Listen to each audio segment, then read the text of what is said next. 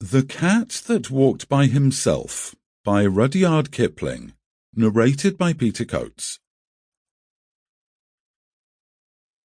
Hear and attend and listen, for this befell and behappened and became and was, O my best beloved, when the tame animals were wild. The dog was wild, and the horse was wild, and the cow was wild, and the sheep was wild, and the pig was wild as wild could be, and they walked in the wet wild woods by their wild lones.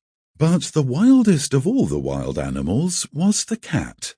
He walked by himself, and all places were alike to him. Of course the man was wild too. He was dreadfully wild.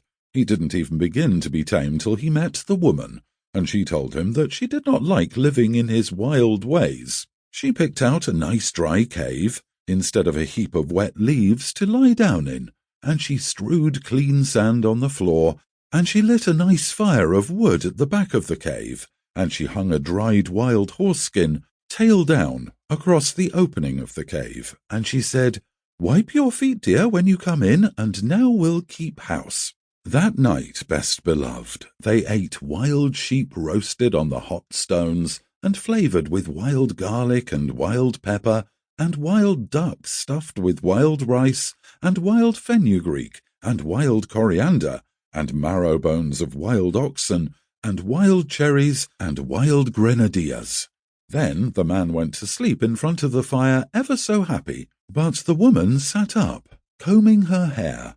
She took the bone of the shoulder of mutton, the big fat blade bone, and she looked at the wonderful marks on it, and she threw more wood on the fire, and she...